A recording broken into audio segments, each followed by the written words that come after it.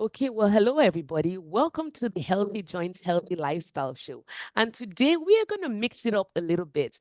I am introducing my dear friend, Dr. Ndidiamaka Musa. But before we do that, for those who don't know me, my name is Dr. Arinola Dada. I help people with joint pain become pain-free and people with autoimmune disease get their immune system back on track. So my treat today for you is my dear friend. She is brilliant. Dr. Ndidiamaka Musa. She is a professor of pediatrics at the University of Washington, a pediatric cardiac invasive care specialist. I've always felt that God bless the pediatricians. I did never had the heart to do it because those children scare me because you have a minute and things can change in a blink of an eye. I do rheumatology because our older people give you time to think about things.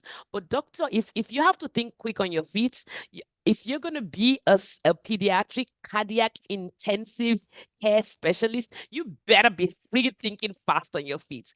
Not only does she have that background, but she's an executive coach. And that is a part of her that we are really going to learn from today, because I think executive coaching is almost important for almost every aspect of people's lives, right? You find that even the soccer players have, basketballers, football players all have coaches. So we're going to find out, how does this tie into medicine?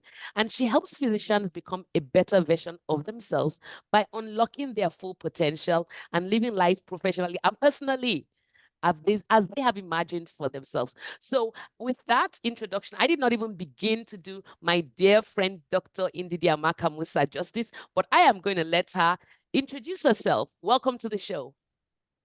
Thank you. Thank you, Erin. I really appreciate the opportunity you've given me to share my story. This is amazing. And I enjoy watching you on your podcast. I learn from you too, even though I don't have joint pain, but just the approach that you put into it. It's just amazing. I'm thank you for giving me this opportunity. A little Wonderful. bit about myself. Yes. I am, as she said, a pediatric cardiac intensivist, as well as a professor of pediatrics at University of Washington, and I am based at Seattle Children's Hospital. I am also an executive coach, so I actually trained to be a coach. And I am truly grateful that, I have that opportunity, and I seized that opportunity because of what I saw that coaching can do for me, has done for me, and can do for others too. I used to do global health, where I build critical care capacity in resource limited settings, and I still occasionally do that. But my focus now is building coaches, building my coaching practice by coaching individuals so that they can be, do, and have what they want to be, and what they've imagined for themselves.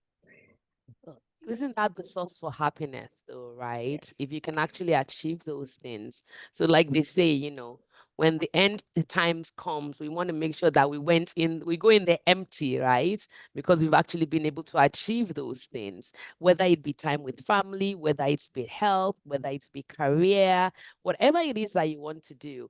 And so thank you for kind of, I think having your clients, right? Sometimes it's physicians for you, but they are the heroes, and you are providing them with the tools to be able to achieve what they've been trying to achieve anyway. And thank you for being that Obi Kanobi that really helps people to really get to those goals. So can you tell us a little bit of, why do you do what you do? What's behind it? What's motivating you? What's pushing? In medicine, we look at coaching in two ways. If you're an emerging leader or you're an executive, you get coaching. Yeah. Everybody else gets coaching if they're in trouble, which Yeah. is really a misnomer of the word coaching.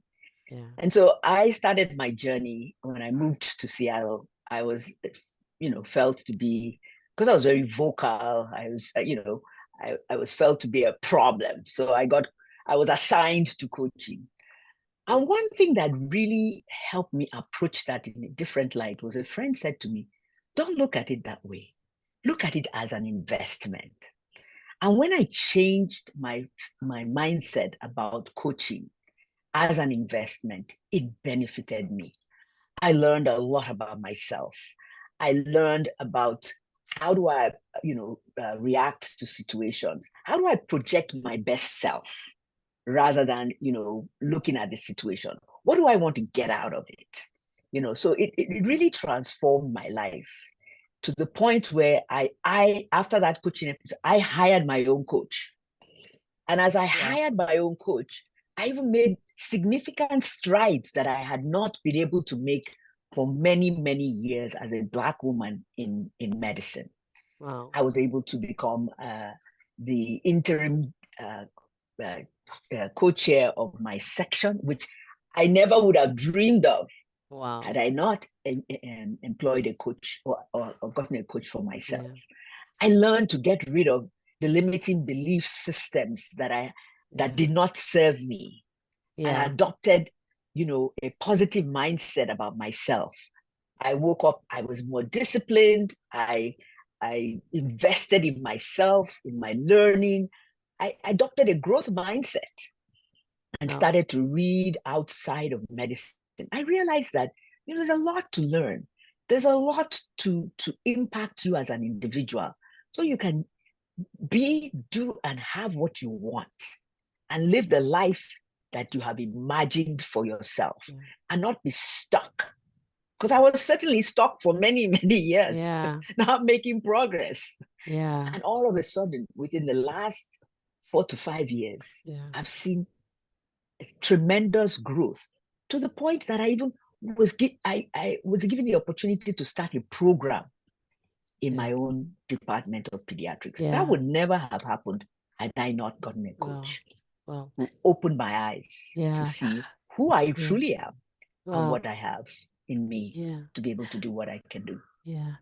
So it's interesting, right? If I dial back to what you said at the beginning, right? It's almost like, so, in our world, right? It's, especially when a physician is working in a large institution, it appears that you get a coach when you get in trouble, right? And so, you were assigned a coach because you were very vocal, probably not, just saying yes and signing the paper. You had opinions and thoughts that were different from whatever they were thinking. And so you got assigned a coach. And instead of looking at it as, oh, great, this is another person trying to tell me what to do, you looked at it as an opportunity. You took that opportunity and then it changed you. You went in there, though, with kind of a change in your mindset that then allowed you to really make use of that opportunity, right? So, and then and then seeing what's happened since then, in which you've had all these opportunities and you've taken this, this coach, you made the coach you hired the coach and then, had continuous guidance to really help you to achieve these things. So it totally makes sense that you want to play it forward, right? That you've benefited from this, you've learned, you've invested, and you're like, why can't more people benefit from this? And it sounds like that is kind of one of your major drivers, which as physicians, that's who we are. We're teachers, right? We teach our patients so they can have a better lifestyle. We coach our patients all the time, right? And so that's part of a lot of what we do is, trying to prevent things from getting worse. We're like, your knee hurts. Well, let me coach you on the things. We don't say that, but let me tell you on the things so that when your grandchildren come along, you can play with them in the park, right? So I can totally understand as a physician why you've had this good experience and then you want to play this forward. So tell me, what are the main challenges though for physicians that physicians face that would that coaching could address? Because I think a lot of us as doctors can't really see that, and so it'd be helpful to understand what those challenges are, perhaps.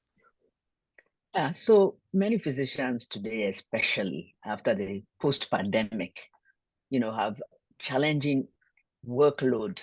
They have changes in clinical practice, and they have to navigate the electronic medical record, patient portals, publicly reported metrics that impact the way they work. These added burdens create sort of burnout.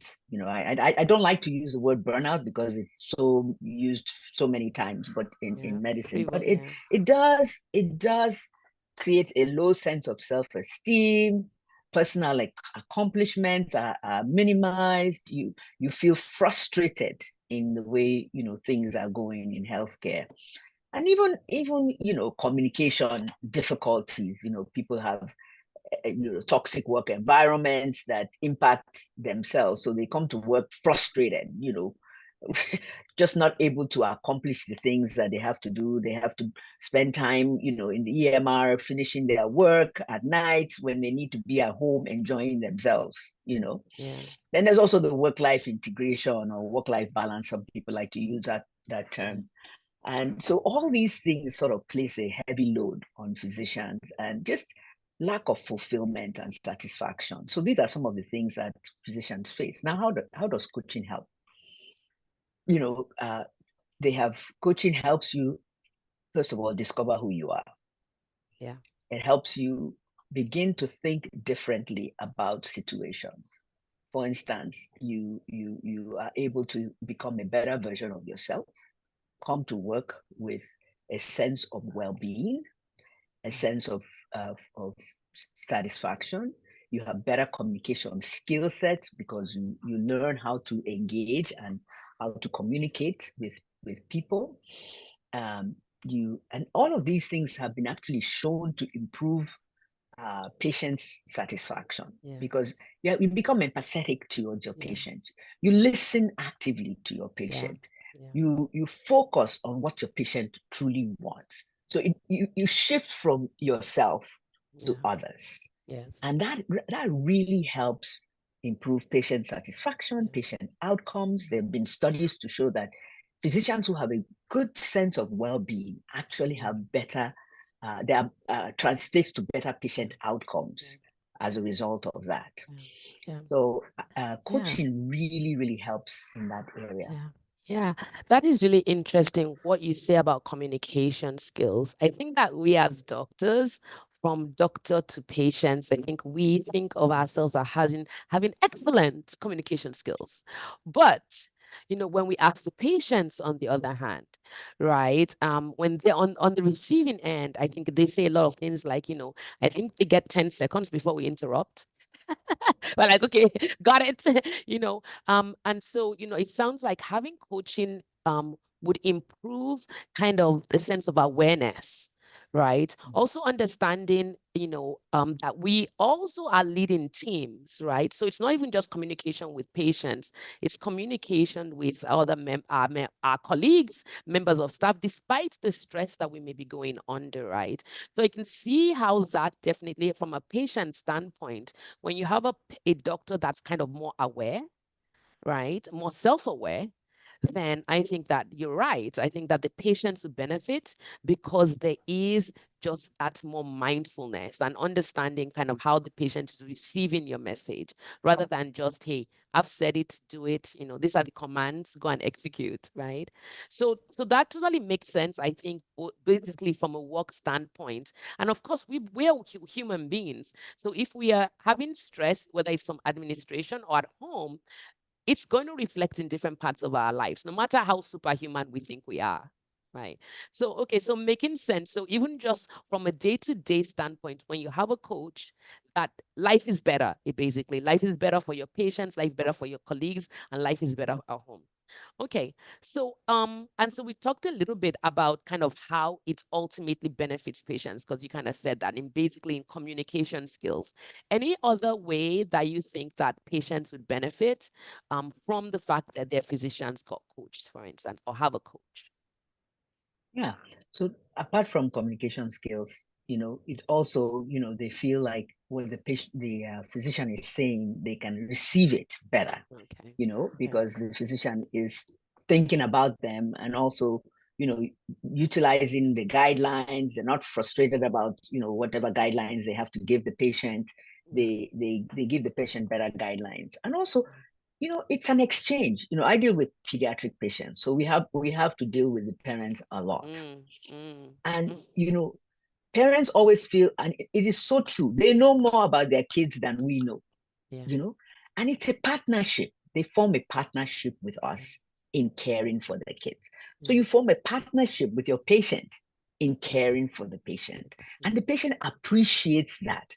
because they know you listen.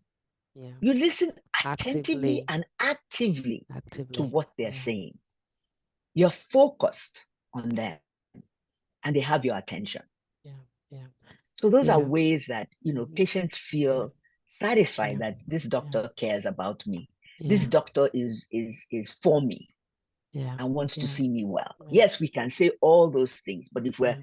we're standing at the doorway and talking to the patient, Yeah. the patient doesn't feel like that you've heard them. Yeah. So yeah, and to get the best outcomes, I think we all know actually, is that having that partnership with our patients is so important for us to really actually get what we want, what the patient wants, what we want, right? What we collectively want. But I'm just going to interject right here that another reason why I fully respect pediatricians, because I was a crazy mom, so I feel like so dealing with the parents and the children is another reason why I just stuff up my heart, because I know how my pediatrician was dealing with me. Go, she has a rash, it's a meningitis, like so kind of just kind of a side thing there, just to say, another reason why I fully respect pediatricians, just because you have two patients, right? You have the patient, and then you have the parents who are, and the reason why, people are crazy moms is because they love the kids, right? And they're scared, right? And so having that partnership, having that, having the pediatricians or having the physicians kind of in partnership with the patient and the parent actually leads to better outcomes, because then they can actually even understand all the mumbo jumbo and so highfalutin stuff that you're saying, because you can now bring it to the level, and you can see in their eyes if they understand what you're saying. That Otherwise, you is need to so bring it true. down a notch, right? But I think it sounds like coaching actually helps us with empathy, and in addition to the communication, in addition to understanding that we're not going to get the results we want or the results our patients want unless we're working in partnership. And like you said, we don't want to be standing at the door on our way out. Okay. So can you share a success story from your coaching program? This is amazing because we just finished our first cohort of 24 early career faculties, and I Whoa, listened to girl. them. Whoa, okay. Whoa, sorry. Let me celebrate that. Okay, go. You go. You go, girl. We're getting Okay. ready for a second cohort, and I Wow. believe that number will double Wow. because of the impact on the Wow. 24 that shared. We had a celebration last Monday, and I Wow. listened to them this past Monday, 17th, and I listened to them reflect on what they gained out of coaching. Some of them said, it was a life-changing uh, um, event for them. They learned, they had personal and professional growth. They they actually realized that they had some limiting beliefs that had hindered them from being productive. So they learned to reframe productivity. They learned to quash self-doubt. These are things that they actually said. I'm Wow. just quoting them. Yeah. They had space for reflection. Many of them Yeah. said that so many times, space for reflection. Action. Wow. You know, in fact, one of them, to quote them directly, says, I made some mental revelations around mentorship, which has really freed me from feeling trapped by following a particular model of success. That's something. That And is that's something. something. Yeah. Yeah. Yeah. Well, that's yeah. These So are just a few of the comments that we heard wow. over and Wow. over again. Wow. 24. Dr. Musa, you didn't come to play. This is No, this is a movement. This is we and to this is tell a you the truth, we movement. advertised 15 people because I wanted the coaches to only coach one person. We had Wow. 24 applicants. Wow. So we Wow. decided we'll coach all 24 applicants. Oh, So that some is people had to wonderful. take two coaches. I had 4 coaches that Yeah. I took for 6 months. Wow, wow, wow. So getting rid of limiting beliefs, right?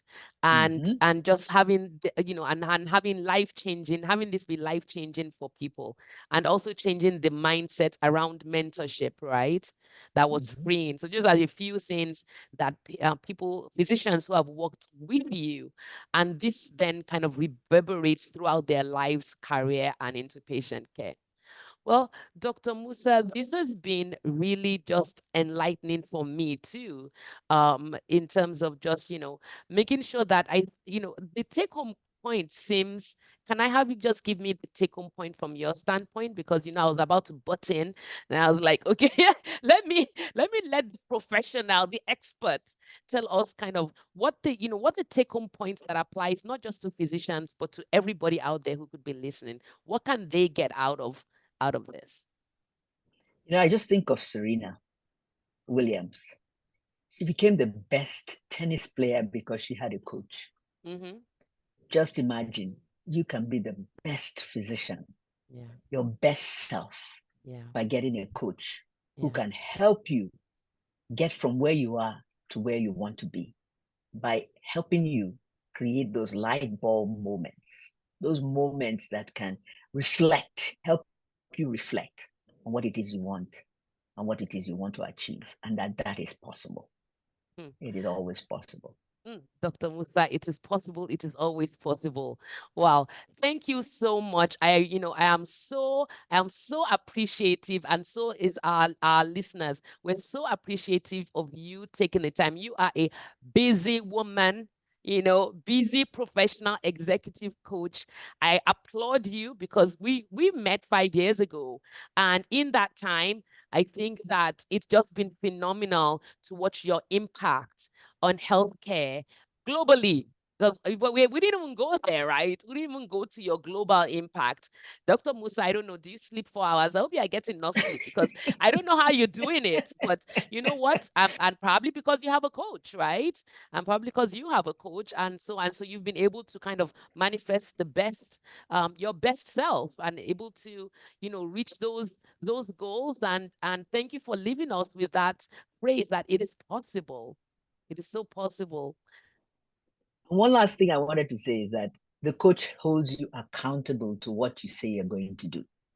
Every Mm, time I meet with my coach, I have action steps, and action. he holds me accountable. I love it. I love it. Accountability. Thank you so much, Dr. Musa. So I think, how do people find you? Because I think, I'm motivated to come and join these 24 people. I hope you have space for me. But how do people find you? How do people work with you? I'm actually on LinkedIn. You Okay. can reach me through LinkedIn. I'm not great at Facebook and Mhm. I'm working on my website, but I'm definitely Okay. on LinkedIn. You can catch Okay. me through Okay. LinkedIn, and Okay. then we can set up time Okay, through that. perfect. Thank you. So I am going to actually put Dr. Ndidiamaka Musa's information on LinkedIn on the show notes. So thank you so much for coming. Thank you everybody for listening. If you think this is helpful, like it, share it, post it on social media, and find us at overlakearthritis.com, or find Dr. Ndidi Musa on her LinkedIn page, which is attached to the show notes. Thank you so much, everybody. Thank you very much, Irene. Appreciate that.